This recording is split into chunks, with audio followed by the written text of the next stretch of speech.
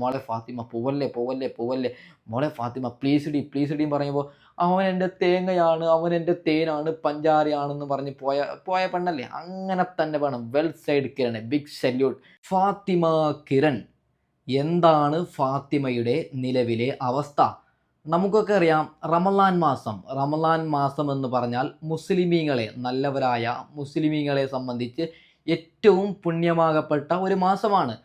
ആ മാസത്തിൽ ഏറ്റവും പുണ്യമായ ഒരു ദിവസത്തിലാണ് ഫാത്തിമ കിരൺ ഒളിച്ചോടിപ്പോയത്. നല്ലവരായ മുസ്ലിമീങ്ങൾക്ക് നല്ല രീതിയിൽ വേദനയാണ് സംഭവിച്ചത്. കാരണം ഞങ്ങളൊക്കെ ബഹുമാനിക്കുന്ന ഒരു മാസത്തിൽ അന്യമതസ്ഥൻ്റെ കൂടെ ഓടിയവളാണല്ലോ ഫാത്തിമ. അപ്പോൾ എന്താണ് ഫാത്തിമയുടെ നിലവിലെ അവസ്ഥ? ഈ വീഡിയോ മസ്റ്റായി ഒന്ന് കോളേജിൽ പഠിക്കുന്ന സ്റ്റുഡൻറ്റിന് ഷെയർ ചെയ്യുക. നിങ്ങളൊന്ന് ഇരുന്ന് കാണുക. അതായത് ഇനി ഒളിച്ചോടാൻ പ്ലാനുള്ളവർ ഒന്ന് കാണണം. ഓക്കെ, നിങ്ങളൊന്ന് പഠിക്കണം. ഫാത്തിമയുടെ അവസ്ഥ ക്ലിയറായി പറയുന്നൊരു ഓഡിയോ ക്ലിപ്പ് അത് ഞാൻ ഇവിടെ സൈഡിൽ വെച്ച് തരാം. അതിനുശേഷം എല്ലാ മതസ്ഥരോടും കുറച്ച് കാര്യങ്ങൾ എനിക്ക് പറയാനുണ്ട്. ഫാത്തിമയോട് കുറച്ച് കാര്യങ്ങൾ പറയാനുണ്ട്. കിരണിനോട് കുറച്ച് കാര്യങ്ങൾ പറയാനുണ്ട്. ഓക്കെ, അപ്പോൾ നമുക്ക് എന്താണ് ഫാത്തിമക്ക് സംഭവിച്ചത് അതൊന്ന് കേട്ടു നോക്കാം. ഓക്കെ. ഹാരിസ് ഭായ് അല്ലേ? അതെ. ഹാരിസ് ഭായ്, എൻ്റെ പേര് ഹസൻ എന്നാണ്. ഞാൻ കരുനാപ്പള്ളി എന്ന് വിളിക്കാം. ഞാനൊരു യൂട്യൂബറാണ്. ഹസൻ കരുനാപ്പള്ളി എന്നാണ് ചാനലിന്റെ പേരും. ഈ നമ്പർ എവിടെ കിട്ടിയ? നിങ്ങളുടെ നമ്പര് പിന്നെ അവിടെ ഒരു ഹാരിസ് മൗലവി എന്താണ് അദ്ദേഹത്തിന്റെ അളിയൻ വഴിയാണ് നമ്പർ കിട്ടിയത്. ഹാരിസ് ഭായിയെ വിളിക്കുന്നത് സംസാരിക്കുന്നതുകൊണ്ട് ഒരു 5 മിനിറ്റ് സംസാരിക്കാനുള്ള സമയമുണ്ടോ? ഇല്ല. ഓക്കെ. അപ്പോൾ പിന്നെ നിങ്ങളുടെ നാട്ടില് മുണ്ടേരി എന്ന് പറയുന്ന സ്ഥലം ഹാരിസ് ഭായിക്ക് അടുത്താണോ? തമിഴ്നാടല്ലേ?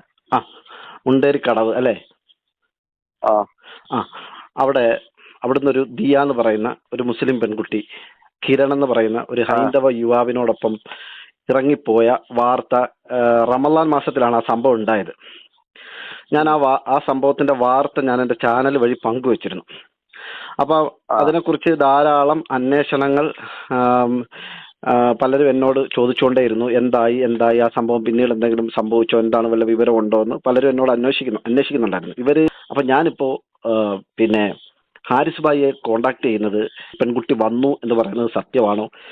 അതിനെക്കുറിച്ച് ആധികാരികമായ ഹാരിസ് ഭായിക്ക് എന്തെങ്കിലും വിവരങ്ങൾ അറിയാമെങ്കിൽ അത് എന്നോടൊന്ന് പങ്കുവെക്കാമോ? അല്ല, അത് കുട്ടി വന്നിന്, അവർ ഒഴിവാക്കിയതിന് ഒരു ദിവസം വന്നു. പോലീസ് സ്റ്റേഷൻ സംസാരിച്ച് മുന്നോട്ട് പോവാ നീക്കോന്ന് പറഞ്ഞു. രജിസ്റ്റർ കല്യാണം കഴിഞ്ഞല്ലോ. എനിക്ക് വ്യക്തമായില്ല ഹാരിസ് ഭായി പറഞ്ഞത്. ഇവർ ഒളിച്ചോടി പോയതിനു ശേഷം ഇവർ പോലീസ് സ്റ്റേഷനിൽ ഹാജരായി.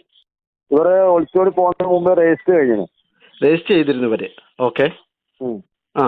രജിസ്റ്റർ ഹാജരാകുന്നത് പോലീസ് സ്റ്റേഷനിൽ അന്ന് കാണാതെ ഒളിച്ചോടിയ സമയത്ത് പോലീസ് സ്റ്റേഷനിൽ ഹാജരായി. നടന്ന് അവള് നമ്മൾ സംസാരിച്ചിന്. ഓളെ ഉമ്മയും ഉപ്പയും ഒരു ചെറിയ അഞ്ചെത്തി ഉണ്ടായിരുന്നു. അവളെ പോയി സംസാരിച്ചിട്ട് ലാസ്റ്റ് അന്നേരം വരാൻ വേണ്ടി കഴിഞ്ഞിട്ടില്ല. അന്ന് വന്നിട്ടില്ല. അപ്പൊ അവർ തന്നെ പോയി വന്ന് പറഞ്ഞ പോലെ ബാംഗ്ലൂരേക്ക് അവിടുന്ന് തിരിച്ചു വന്ന് കണ്ണൂര് താമസം തുടങ്ങി. ഇപ്പൊ അടുത്ത് അവർ തിരിച്ചു വന്നു, പെൺകുട്ടി തിരിച്ചു വന്നു. അതെന്തോ അവരായിട്ട് മുന്നോട്ട് പോകാൻ കഴിയില്ലെന്ന് പറഞ്ഞിട്ട് എന്തോ തിരിച്ചു വന്നു. അങ്ങനെ അതിന് വരാനുള്ള കാരണം എന്താണെന്ന് അറിയില്ല, അതിന്റെ റീസൺ എന്താണെന്ന് അറിയില്ല. അവർ തിരിച്ചു വന്നു, വീട്ടിലേക്ക് തിരിച്ചു വന്നു. അവർ സ്വീകരിച്ചു. ആയിട്ടുള്ള ഡൈവോഴ്സ് കേസ് കാര്യങ്ങൾ ഡൈവോഴ്സ് ചെയ്തെന്ന് തോന്നുന്നു, ആയിട്ടുണ്ടാവും വിചാരിക്കണം. അപ്പൊ ഇത് ഇവര് തിരിച്ചു വരാനുണ്ടായ കാരണങ്ങള് എനിക്ക് കിട്ടിയ ചില വിവരങ്ങൾ, ഈ പെൺകുട്ടിയെ മദ്യപിക്കാൻ പിന്നെ ഈ കിരൺ നിർബന്ധിച്ചുവെന്നും ബിയർ കഴിപ്പിച്ചുവെന്നും അതൊക്കെ ഉൾക്കൊള്ളാൻ പറ്റാത്തത് കൊണ്ടും മാനസികമായി വലിയ പ്രയാസത്തിലായതുകൊണ്ടും താൻ വലിയ ചതിയിൽ അകപ്പെട്ടു എന്നൊക്കെ മനസ്സിലാക്കി ഒരു പുനർവിചിന്തനത്തിന് വിധേയമായി തിരിച്ചു വന്നു എന്നാണ് എന്നെ കോണ്ടാക്ട് ചെയ്ത ആൾ പറഞ്ഞത്. എന്നിട്ടാണ് നിങ്ങൾ മുണ്ടേരി ഭാഗത്തുള്ള ആരെങ്കിലും ബന്ധപ്പെട്ടാൽ കുറച്ചുകൂടി ആഴത്തിൽ വിവരങ്ങൾ അറിയാം എന്ന് പറയുന്നതും അങ്ങനെയാണ് നമ്മൾ തമ്മിൽ സംസാരിക്കുന്ന ഈ ഫോൺ കോളിലേക്ക് എത്തിയത്. സംഭവം ഉണ്ടായിട്ടുണ്ടോ റീസൺ എന്താന്നുള്ളത് വെച്ചാല് അറിയില്ല. പിന്നെ അവനായിട്ട് മുന്നോട്ട് പോകാൻ കഴിയില്ല എന്നുള്ളത് മാത്രമേ അറിയൂ. വെച്ചാൽ ഓള് ഉദ്ദേശിച്ച പോലത്തെ നമ്മളിപ്പോ ഒരാള് ഒരു പെൺകുട്ടി എത്തിനത്ര ഒളിച്ചോടുമ്പോ അവന്റെ അടുത്ത് നിന്ന് നല്ലതായിട്ട് ജീവിതത്തിൽ മുന്നോട്ട് പോകാന്നുള്ളിലായിരിക്കുമല്ലോ പോകുന്നത്. തീർച്ചയായും ഇവര് ഒളിച്ചോടി പോയി പിന്നീട് ഇവര് കോടതിയിലൊക്കെ പോലീസ് സ്റ്റേഷനിലൊക്കെ വന്ന് ഹാജരായതിനു ശേഷം ഒന്നിച്ച് ജീവിക്കാൻ തീരുമാനിച്ച് ഇപ്പൊ പിന്നെ ബാംഗ്ലൂരിലേക്ക് പോയി തിരിച്ച് വീണ്ടും കണ്ണൂരിലേക്ക് മടങ്ങി വന്നു. അവിടെ ജീവിക്കുമ്പോൾ തന്നെ ഈ വീട്ടുകാരുമായിട്ട് ബന്ധം ഉണ്ടായിരുന്നോ? അതായത് ഈ കിരണിനെ അവൾ സ്വീകരിച്ചെങ്കിലും ഞങ്ങളുടെ മകളാണ്, മരുമകനാണ്, അങ്ങനെ ഒരു ബന്ധം ഇവർ പുലർത്തിയിരുന്നോ? അല്ല, വിളിക്കലുണ്ടെന്ന് ബന്ധപ്പെട്ട അവർ പരമാവധി അവളെ ഇങ്ങോട്ട് തിരിച്ചു കൊണ്ടുവരാൻ വേണ്ടിയിട്ടുള്ള ശ്രമം നടത്തിയാണ് അവർ ബന്ധപ്പെട്ടിട്ട്. ഈ പെൺകുട്ടി ഇദ്ദേഹത്തിന്റെ കൂടെ ഇറങ്ങി പോകുന്നതിന് മുമ്പ് ഈ പെൺകുട്ടിയുടെ വിവാഹ നിശ്ചയം കഴിഞ്ഞിരുന്നു എന്നൊക്കെ ചില ആളുകൾ പറഞ്ഞു. അതന്നെ, വിവാഹ നിശ്ചയം കഴിഞ്ഞതാണ്. പിന്നെ അത് കല്യാണം കഴിക്കുന്നതിന് ഏകദേശം സമയം ആയിന് കല്യാണം കഴിക്കാൻ വേണ്ടിട്ട്. അത് നല്ല ടീമായിട്ട് എൻഗേജ്മെന്റ് നടന്നെയാണ്. അത് ശരി. ആ സമയത്താണ് ഇവള് പോകുന്നത്. അത് ശരി. അങ്ങനെ ഇറങ്ങിപ്പോകേണ്ട ഒരു ആവശ്യം ഈ പെൺകുട്ടിക്ക് ഉണ്ടായിരുന്നില്ല. നോക്കൂ, ഈ ഫോൺ കോളിന്റെ ഇടയ്ക്ക് പറയുകയാണ് കിരണ് മദ്യം കൊടുത്തു, അതുകൊണ്ട് മദ്യമൊന്നും എനിക്ക് വേണ്ട, അതുകൊണ്ടാണ് ഞാൻ ഈ ബന്ധം വേർപിടിയുന്നത് എന്നാണ് ഈ ഫോൺ കോളിൽ പറയുന്നത്. പൊന്നു ചങ്ങായിമാരെ, ഇത് നിങ്ങൾ വിശ്വസിക്കണ്ട. ഓക്കെ, ഇത് കണ്ണിൽ പൊടിയിടാൻ മാത്രമാണ്. മുസ്ലിം മതപ്രകാരം മദ്യം ഹറാമാണ്. ഓക്കെ, അതിനുശേഷം റമദാൻ മാസത്തിൽ ഒളിച്ചോടുന്നതും ഹറാമാണ്. ആർക്കെങ്കിലും ചാറ്റ് ചെയ്യുന്നത് പോലും മുസ്ലിം മതപ്രകാരം ഹറാമാണ്. അപ്പോൾ റമദാൻ എന്ന് വെച്ചാൽ വലിയൊരു പുണ്യമായ ഒരു പ്രവൃത്തിയാണ്, പുണ്യമായ ഒരു മാസമാണ് മുസ്ലിമീങ്ങളെ സംബന്ധിച്ചിടത്തോളം. അപ്പോൾ ആ മാസത്തിൽ ഫാത്തിമ ഇവൻ്റെ കൂടെ പോകുന്നു. അപ്പോൾ അവൾക്ക് ഈ ഹലാൽ ഹറാം ഒന്നും ഒരു വിഷയവുമല്ല. അതിനുശേഷം പറയുകയാണ് മദ്യം കുടിപ്പിക്കുന്നത് കൊണ്ടാണ് ഞാൻ വരുന്നത് എന്ന് ഒരു നാറിയ ഒരു കാരണം കൊണ്ടാണ് പറഞ്ഞത്. ഓക്കെ, അത് നമ്മൾ മനസ്സിലാക്കണം. ഞാൻ എവിടെയും കിരണിന് സപ്പോർട്ട് കൊടുക്കുന്നില്ല. കിരൺ ഒരു കാര്യം മനസ്സിലാക്കണമായിരുന്നു, ഇവളൊരു മുസ്ലിം പെൺകുട്ടിയാണ്, റമദാൻ മാസമാണ്, അവർ ഏറ്റവും കൂടുതൽ ഇഷ്ടപ്പെടുന്ന ഒരു മാസമാണ്. ഈ മാസത്തിൽ ഒരിക്കലും ഒരു പെണ്ണിനെയും വിളിച്ചു കൊണ്ട് വരാൻ പാടില്ലായിരുന്നു. അത് കിരൺ മനസ്സിലാക്കണമായിരുന്നു. ഇപ്പം എന്തായി കിരണിനെ കൊണ്ടുവന്നിട്ട്? ഇപ്പം എന്തായി? രണ്ടു പേരും ഇതിൽ കുറ്റക്കാരാണ്. ഓക്കെ, നമ്മളിപ്പോൾ ഫാത്തിമ മദ്യം കൊടുക്കുന്നത് കൊണ്ട് വന്നതുകൊണ്ട് അവളൊരു വലിയൊരു പുണ്യാളത്തി ഒന്നും ആവുന്നില്ല. ഓക്കെ, അവൾ വിചാരിച്ച രീതിയിൽ സുഖം കിട്ടിയിട്ടുണ്ടാവില്ല. ഒരു പക്ഷേ ഈ ചങ്ങായിക്ക് വലിയ പണിയും കാര്യങ്ങളും ഉണ്ടായിട്ടുണ്ടാവില്ല, ഇല്ലെങ്കിൽ വേറെ എന്തെങ്കിലും പ്രശ്നം ഉണ്ടാവും, അതുകൊണ്ടാണ് വന്നത്. ഈ റമദാൻ മാസത്തിൽ മുസ്ലിമീങ്ങൾ എല്ലാവരും റെസ്പെക്റ്റ് ചെയ്യുന്ന ഒരു മാസത്തിൽ ഒരു അന്യമതസ്ഥൻ്റെ കൂടെ പോയ ഇവൾ ഇപ്പോൾ പറയുന്നത്രേ കള്ള് തരുന്നത് കൊണ്ടാണ് ഞാൻ വന്നത് എന്ന്. നാണോ മാനോ ഉണ്ടോടി നിനക്ക്? എൻ്റെ പൊന്നുമക്കളെ, എല്ലാ മതസ്ഥരോടും ഒരു കാര്യം പറയുകയാണ്. നമ്മൾ ഏത് മതത്തിലാണ് ജനിച്ചത്? നോക്കൂ, നിങ്ങൾ ഹിന്ദു ആയാലും ക്രിസ്ത്യൻ ആയാലും മുസ്ലിം ആയാലും ഇനിയിപ്പോൾ മതമില്ലാത്തവനായാലും നിങ്ങളെല്ലാവരും ഒരു കാര്യം മനസ്സിലാക്കണം. അതായത് നിങ്ങൾക്ക് ഏതാണ് യോജിക്കുന്നത്.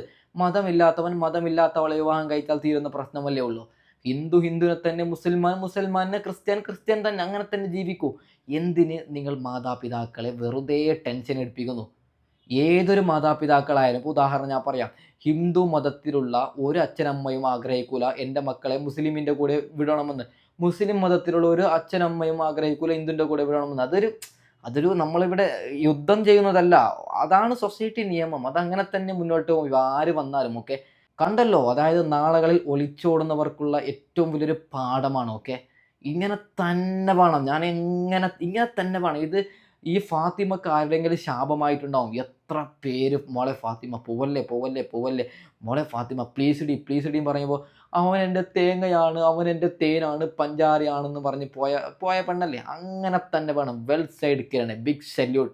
കിരണിനാണ് ഏറ്റവും അവസാനം ബിഗ് സല്യൂട്ട് കൊടുക്കുന്നത്. കാരണം പഠിക്കണം, യുവന്മാർ പഠിക്കണം. പോയി കഴിഞ്ഞാൽ ഇങ്ങനെ തന്നെ ചെയ്യണം കിരണെ. നിങ്ങൾ ക്ലിയറായി കേൾക്കണം. ഓക്കെ, ഞാൻ ഇങ്ങനെ പറയാൻ കാരണം, കിരൺ ഇന്ന് ഇങ്ങനെ ചെയ്തില്ലായിരുന്നെങ്കിൽ, ഇതൊരു വാർത്ത ആയില്ലായിരുന്നെങ്കിൽ, നാളുകളിൽ ഇഷ്ടംപോലെ റമദാൻ വരാനുണ്ട്. എല്ലാ റമദാനിലും ഓരോരുത്തന്മാർ ഒളിച്ചോടുമായിരിക്കും.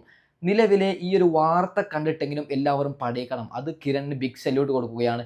എൻ്റെ പൊന്നു ഫാത്തിമ, കഴിഞ്ഞതൊക്കെ കഴിഞ്ഞു, നല്ല രീതിയിൽ ജീവിക്കൂ എന്ന് പറഞ്ഞുകൊണ്ട് ഈ വീഡിയോ ഞാൻ വൈൻഡപ്പ് ചെയ്യുകയാണ്. Okay, by.